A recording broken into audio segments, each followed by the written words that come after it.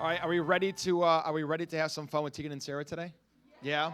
Here, I'm going to be turning to you for a lot of questions today. It's a special day because it is their birthday. Although you knew that already, though, I'm sure. Let's do a nice little XL 1067 welcome for Tegan and Sarah right now, please.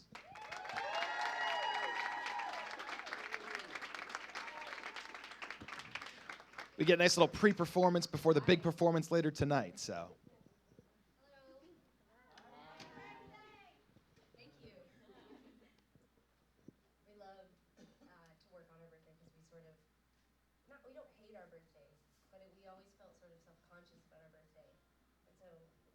It's like the perfect martyr's birthday is to work the whole time. Just be like, it's our birthday, but we're working. But we kind of love it. So we're going to start with a new song, I Was a Fool.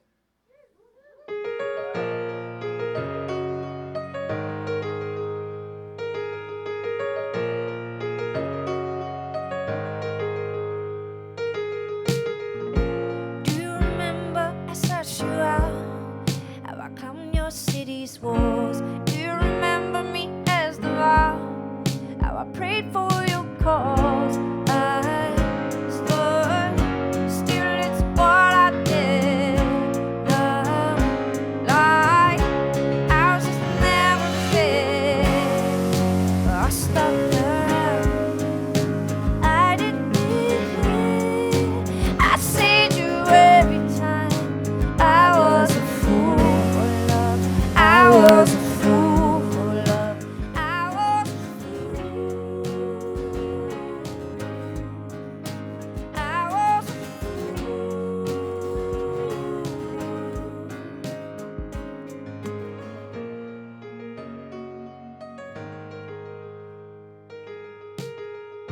Well, then you blame me and block me out.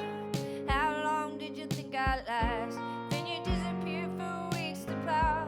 How many times could I pass? But stand still is all I did. Love, like ours just never fixed. I stuck around, I did good. I saved you every time. I was a fool for love. I was a fool for love. I was a fool. I was a fool.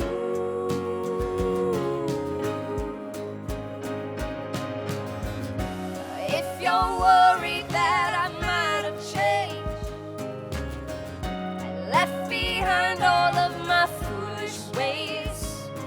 You best be looking for somebody else without a foolish heart.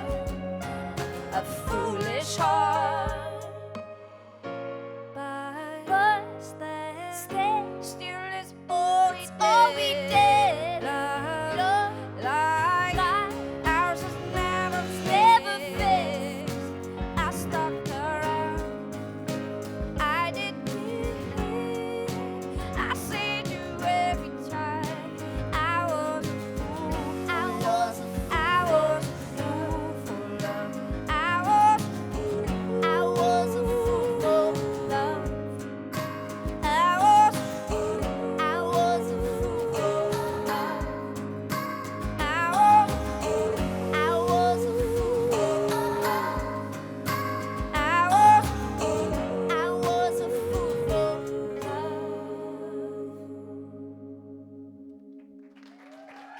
Very nice. Tegan and Sarah live in the RP Funding Theater with XL 1067. I'll do the official welcome. Thank you for being here today. Thanks you. for having us. Absolutely.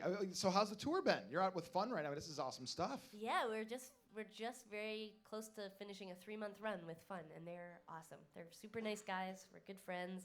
They have a great audience. It's been a really cool opportunity for us to play with a really great band. That's awesome. Yeah. 3 months on the road. Is that like a long period of time for you guys? I mean, are you like physically like exhausted and ready to go home, or are you in the mindset of like, no, I could do another 16 months if we had to? I mean, we do tour for a living. A lot of people, I mean, like every band does a different amount of touring, and everyone is different. But for us, this is our 14th year touring, and that's how we make a living. And when we weren't on radio, or when we couldn't rely on record sales or publishing, or different kinds of revenue streams, it was all touring. How do we pay our rent? We go and we play shows and we sell T-shirts. That's just what we came up doing. So for us, I think around 4 weeks straight on the road is like where you start to get crazy and you start to nitpick each other and say mean things and stop enjoying things as much. So we take little breaks. So we've been out straight for a year, and we just take little breaks in between each tour and regenerate. Like, I'm going this way, you go that way, Yeah. and we'll see you back on the road together. Exactly. And it's amazing how, like, 1 week apart, or even, sometimes we're lucky we get 10 days to 2 weeks off, and I'll come back and it's like, oh, you're just, like, right back at it. You're totally excited again. Fair enough. I figured I'd be turning it over to anybody that's sitting right here. I see a lot of people here with maybe some questions, and we are streaming everything live online at xl1067.com. If you're watching and you want to have a question, you can tweet me. No pressure, guys. I know, I've got my phone in my pocket, at xljordan on Twitter, and you can start tweeting me questions, and we'll ask them in just a little bit after you guys do some more music. Anybody have any early questions that we'd like to shout out to the girls before we hear some more music, or are we going to be a little shy? So shy. That's Oh what my happens. goodness. Everybody gets shy, and then once one person starts, then everybody starts going. Right. So, Oh, okay, yeah, we'll here we start go. right here. What's your name? Ashley, with Hello. 2 E's. It's special. What are you guys doing tonight for your birthday? We are playing a show with Fun. After that, we'll start our drive. We have a show in Atlanta, so we'll start our long trek to the next show. That's the best part of being in a band, is everybody thinks you're having the most amazing time and you're living like rock stars, and that's great. I don't want that to change, but the reality is a lot less glamorous and exciting. So We can always pretend that it's glamorous. I mean, It we can is. always I mean, pretend for like us it's over it the top, is. extravagant. No, we for us made- it is really glamorous in a sense, because, as Sarah said, we've been touring so long to get to a place where we can travel on a tour bus, to get to play radio lounges, or to be on tour with an amazing band like Fun. I mean, those to me are the glamorous aspects of what we do.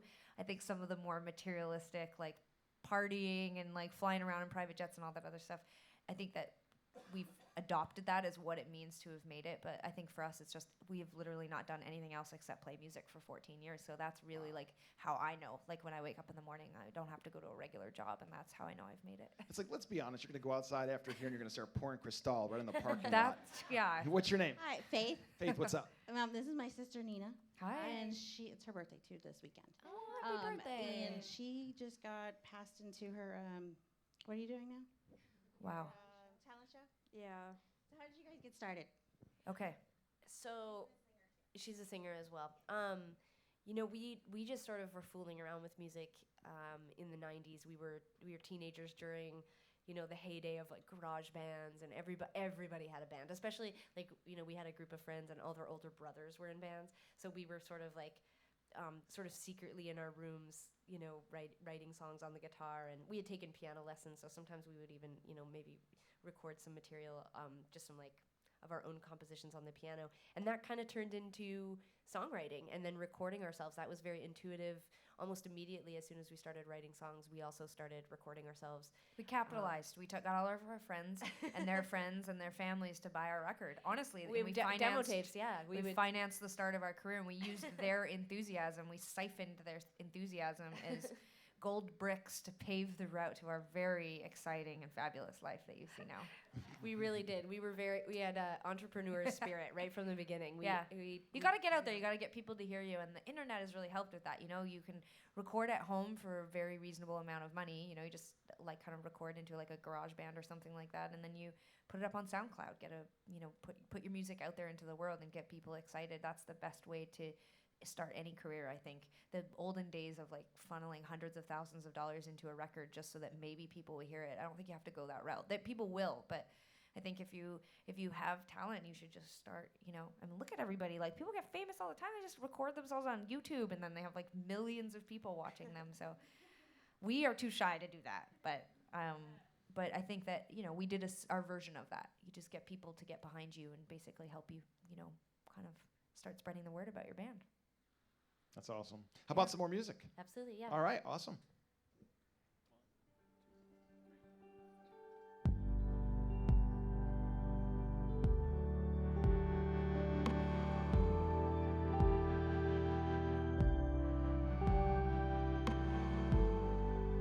can't say that I'm sorry for getting so ahead of myself. I can't say that I'm sorry for loving you and hating myself. I had nothing to show you, I had nothing to hold you down. It's killing me to walk away. Come, you don't want me now. Why don't you wanna wait this out? Come, you always lead me on, never take my call, hear me out. Why don't you wanna win me now? Why don't you wanna show me off? Tell me why you couldn't try and keep me.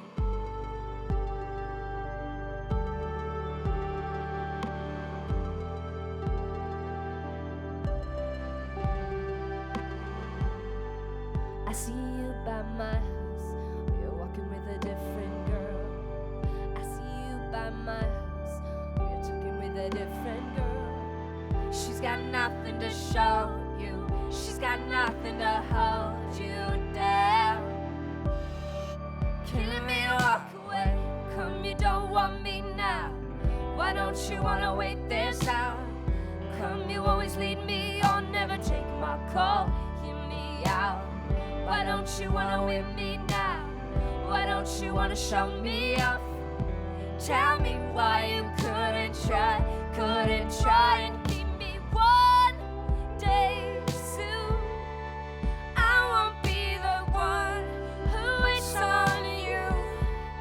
I won't be the one day soon. No, I won't be the one who waits on you.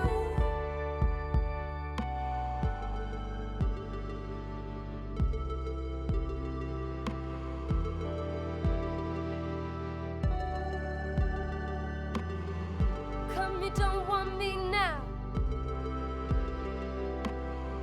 Come, you always lead me on, never take my call, hear me out. Why don't you wanna win me now?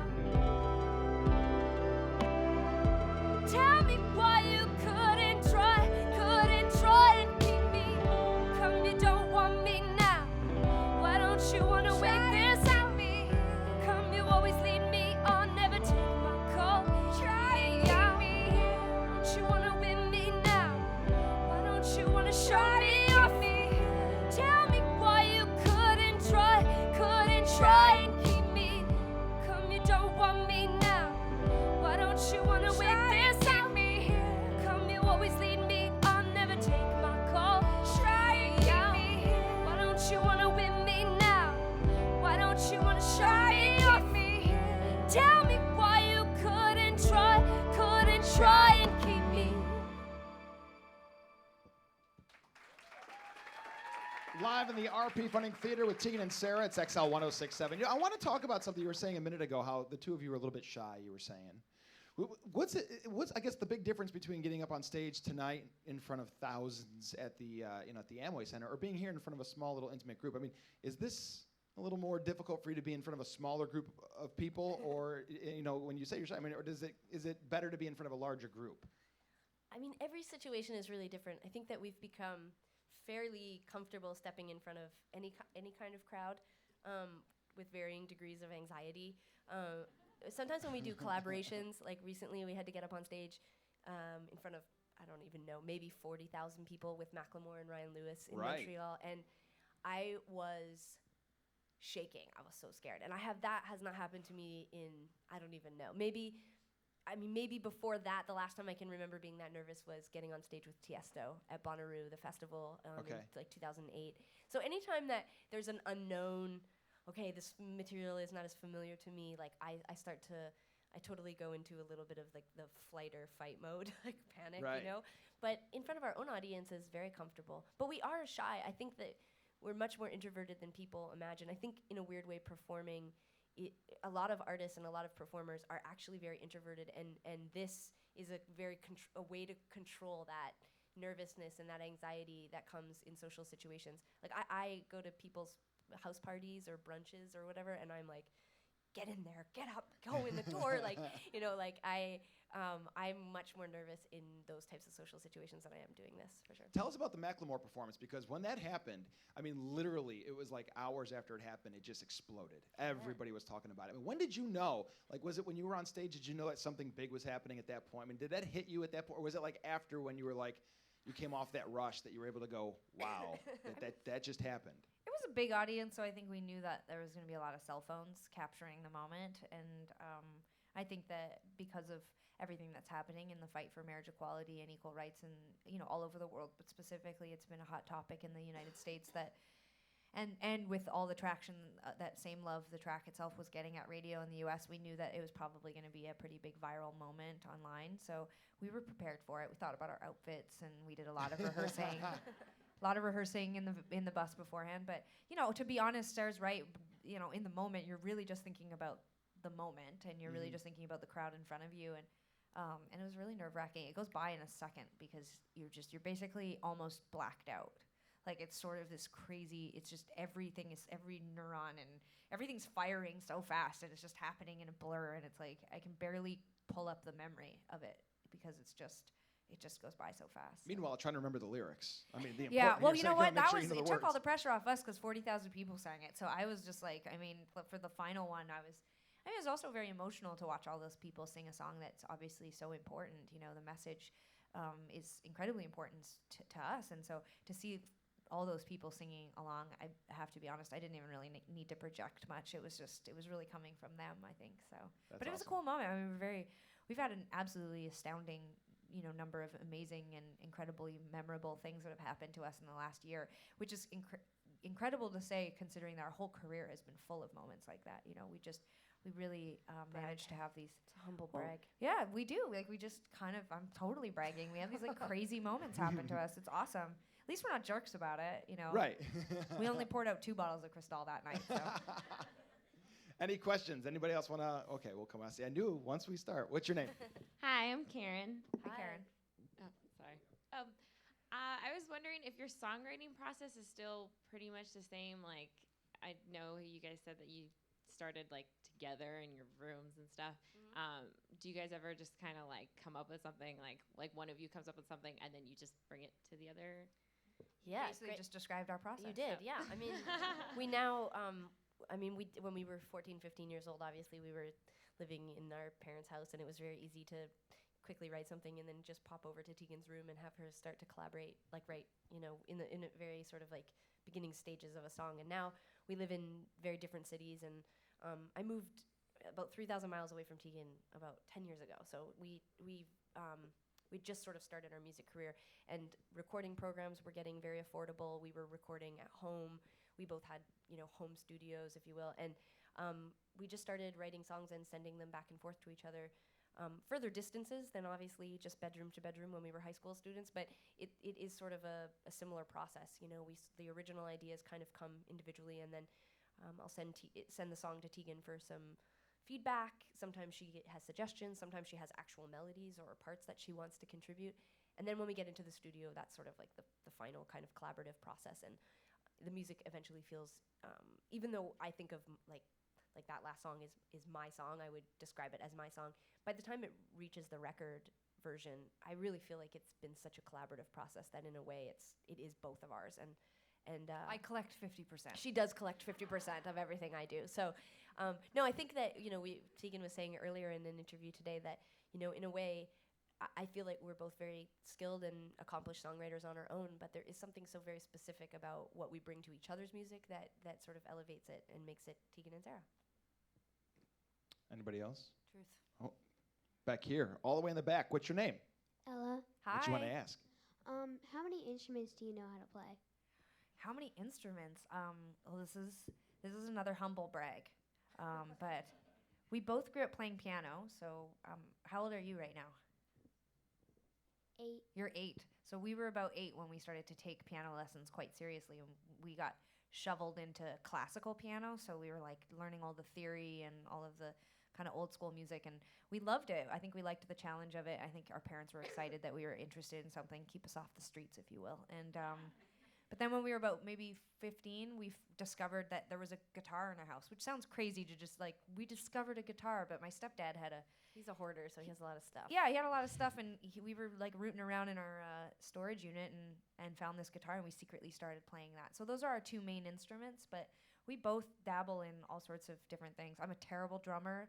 I'm a like below, mediocre bass player, and The really neat thing I about got really into shaker and tambourine this year. Tegan is actually a very good percussionist, I think. She's really Yeah. good with the shaker, right, Adam? really good in that, like, I'm qualified. not afraid to just go out there and probably always be playing slightly off the beat, but it doesn't matter because I have the attitude. It's your own style. It's cool. Absolutely. People are like, that doesn't sound very good, but she really means it. Passionate. Which is pretty much how I passionate play percussion. every instrument and sing. It's just like, I always like argue. We have a very like long-winded conversation like once a week about this, but I feel like if you are leading with your heart, if the audience can see your emotion, they will forgive imperfection. That's what I believe. So It's really cool too now with recording programs because I really think of myself as a vocalist, and I can play guitar and piano fairly well. But what's really cool about new recording programs is that you can play any instrument. I mean, you can apply what you understand about music, and a little bit of intuition, and now I can program drum beats, and I can program bass, and I can certain types of arrangements that I never would have been able to do if I was forced with playing the instrument myself in real time. And now through simulation and computer programs, I get to. And we can play every instrument. I mean, is in a the weird answer. way, you can, and that's what's so cool about computers. And I know that there's lots of people who are really not old-fashioned, but they're the purists. Like if you can't play it, you don't really know how to play it. But I, as someone who is sort of a much more sort of spastic, intuitive musician, I love that I don't actually have to technically go buy a cello, learn how to play the cello. I love that I can make a sound of a cello and all the purpose of a cello come out through a keyboard. I love that. Cello players the world Magic. around her, like they're starting to boycott Tegan and Sarah records right now. Cello players are like, oh, damn it, and just putting that right now. All right, got one more right over here with the nice red shoes. What's your name? Hi, I'm Joanna. Hi, Joanna. Hi. And I was wondering, who has been your favorite artist to go on tour with, or that you had an experience with, and why? We're so lucky. We've played with so many people. I hate picking favorites. I mean, we love Fun because they're We're our on tour with friends. Fun right now, so we Yeah. have to say them because. But we do love them, and they are our friends. so But we there's do like enjoy 10 it. days left. They could kick us off a tour. Like it's never too late. So We really need to get to Nashville, so we don't want to say anything bad about them. They're lovely. They're amazing. We love touring with Paramore. They Yeah. were so fun. They had I'd say out of every tour we've ever done in the whole history of our band, their audience was definitely even when they didn't know who we were, and maybe if they were the type of people that wouldn't have bought our record after the show, they just gave it their all the whole time. Like they just are a music loving audience, so that was really cool. Yeah. We got to tour with Neil Young early on in our career. We did a summer opening for him when we were teenagers. That was amazing. I think it depends too. Like some tours are fun because you actually just have fun with the bands. You hang out. You're each other's peers. There's just like a camaraderie of the tour, and that's probably it's more similar to what we did with Paramore and with Fun. But then as artists, like Tegan said, touring with people with Neil Young, with the Killers, Ryan Adams, Black Keys, Weezer. We've done all these amazing tours. Cyndi Lauper, we did some shows with. As an artist, maybe you don't necessarily click as much. There's a little bit more distance, professional distance, but we feel so grateful for the experience to be around those people and to see how they perform, how they interact with their audiences. Their catering is usually better than ours. So it's sort of one of those things where it's almost like geeky. We sort of go and we sort of oh, that's how that's what they do, and so both situations have really positive things to them. Okay, and I just wanted to let you guys know I discovered you guys at the Paramore concert. Oh yeah. So I loved it. Great answer and then, right? You guys are awesome. That's Thanks. funny. That's great. It's actually shocking to me. At the time, it was the wrap up to our record, so I didn't really see the impact until this record cycle of being out on tour and meeting people. And we always say we do meet and greets at our shows, and I mean it's a very high percentage, maybe 50% of the people coming to the meet and greets tell us that they heard about us through Paramore. Yeah. I mean they just are an incredible band. Haley's with an getting incredible audience. one of our whoever has a child first. Yeah. We've promised it to Haley. Yeah. So she gets our firstborn. Yeah. All right, how about one more song? Yeah. Sound good? Yeah, Yeah. we're gonna play Closer. Awesome. Yeah. Imagine we were like, we're gonna play a deep cut from 2001 just to leave you today.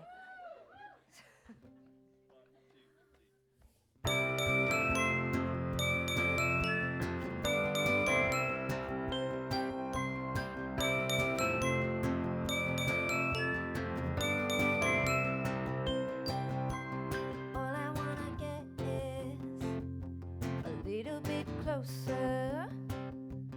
All I wanna know is, can you come a little closer? Here comes a breath before we get a little bit closer. Here comes a rush before we touch. Come a little closer. Doors are open, the wind is really blowing. Night sky is changing over. It's not just our physical. Over time it won't get all so critical. So let's make things physical. I won't treat you like you're all so typical. I won't treat you like you're all so typical. All you think of lately is getting underneath me. All I dream of lately is how to get you underneath me. Here comes the heat before we meet. A little bit closer. Here comes the spark before the dark. Come a little closer. The lights are off and the sun is finally setting. Night sky is changing over. It's not just our physical. On the time it won't get all so critical. So let's make things physical. I don't treat you like you're all so typical. I want you close. I want you. I won't treat you like you're typical. I want you close. I want you. I won't treat you like you're typical. Ooh, ooh. Ooh, ooh. Ooh, ooh. Here come dreams of you and me. Here come dreams. Here come dreams of you and me. Here come the dreams. It's not just our physical. On the time it won't get all so critical. So let's make things physical. I don't treat you like you're all so typical. I want you close. I want you. I won't treat you like you're typical. I want you close. I want you. I won't treat you like you're typical. I won't treat you like you're all so typical. I won't treat you like you're all so typical. All I wanna get is a little bit closer. All I wanna know is, can you come a little closer? Very nice. Tegan and Sarah, the birthday Thanks, you guys. girls. And the RP Funding Theater with XL 1067. I just got a little note here that says the show tonight, 500 floor tickets just opened up at the CFE Arena. Very cool. So they're going to catch their breath, and then we're all going to get some pictures taken again with Tegan and Sarah on XL 1067.